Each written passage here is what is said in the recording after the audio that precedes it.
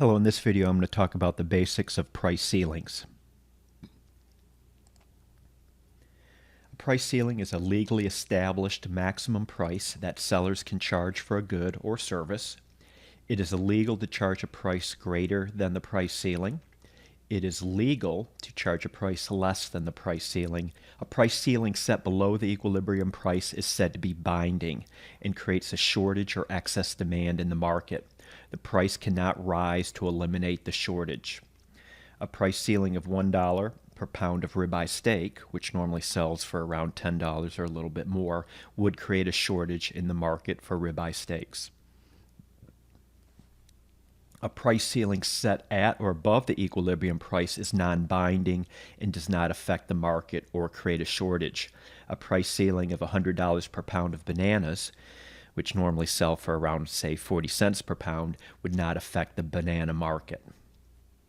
If sellers tried to charge $100 for bananas, they wouldn't sell too many bananas. There would be a surplus or excess supply of bananas, and the price would fall to its equilibrium price.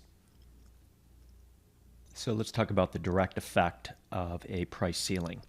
There'll be a shortage or excess demand. Quantity demanded will exceed quantity supplied at the binding price ceiling. Consumers will want to buy more of the good because of the low price makes the good relatively more attractive. Sellers will want to offer less of the good for sale because it is less profitable to produce at this low price ceiling.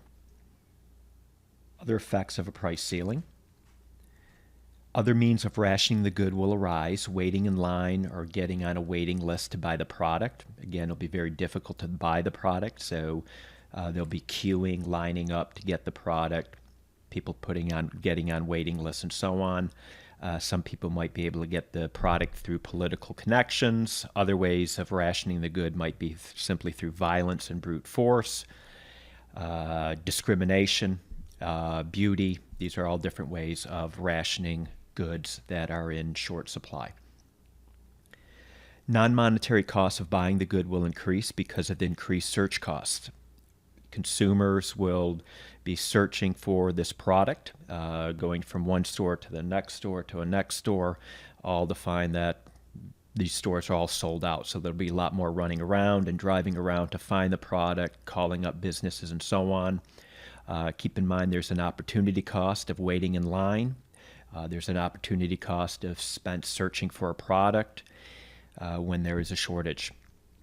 So what would you prefer, paying $5 a gallon of gas without waiting, or two, paying $3 a gallon of gas but waiting 6 hours in line to fill your tank?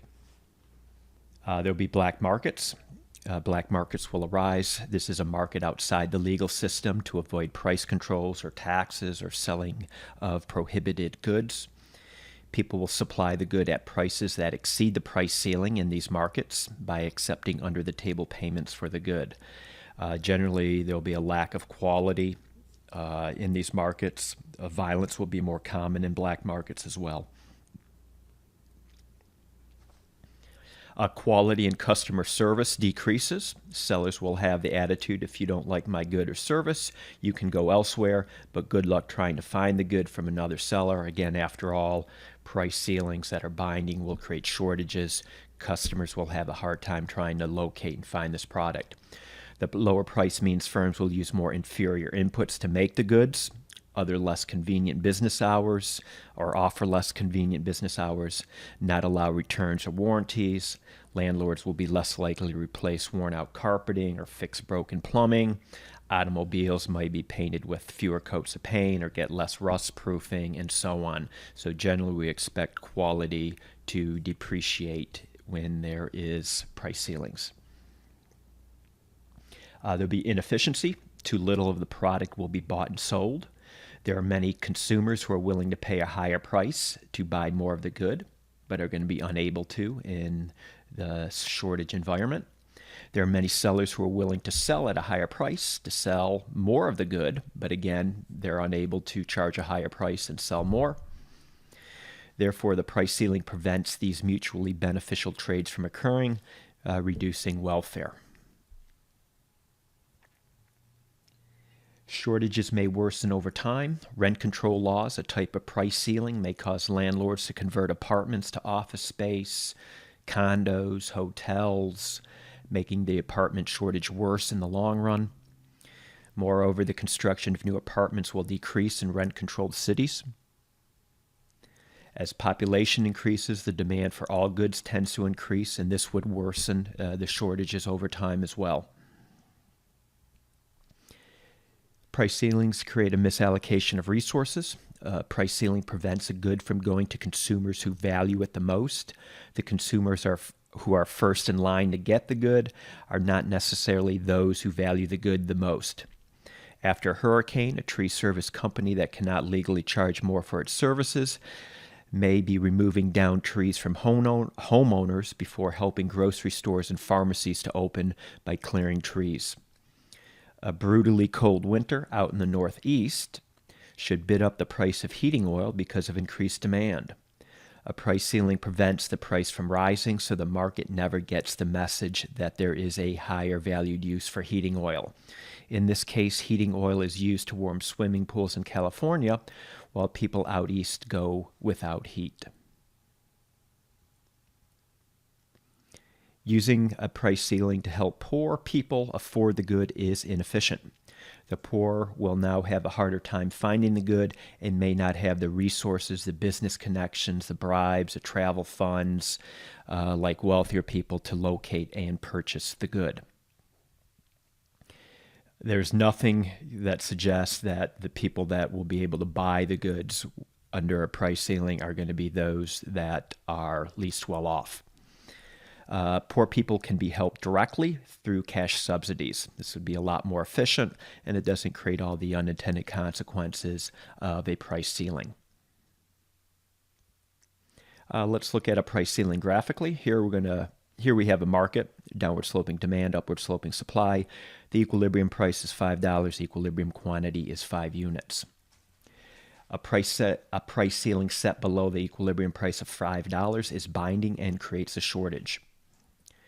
A price ceiling set at or above the equilibrium price of $5 is non-binding and doesn't create a shortage or a surplus. So the only time a price ceiling will be binding if it is set below the equilibrium price, in this case, anything below $5. At a price ceiling of $2, the quantity supplied is 2. Take this $2, walk over to supply curve, come down. Seller's only willing to offer 2 units at a price of $2. What about consumers? At a price of $2, we walk across and bump into the demand curve, come down, and we see consumers would like to buy 8 units at a price of $2. Here we have an imbalance or shortage. Consumers want to buy 8 units at $2, but sellers only want to offer 2 units at a price of $2. The difference between 8 and 2 is 6, and that represents the size of the shortage. At a price ceiling of $4, the shortage is 2. At a price ceiling of $4, quantity supplied now is 4. Take this $4, plug it into the supply curve, come down, quantity supplied is 4, as I have listed here. At a price of $4, consumers would like to buy 6. QD, quantity demanded, is 6. So we still have a shortage, although it is a smaller shortage of 6 minus 4, or 2 units. Okay, that's it. I hope you found this video helpful.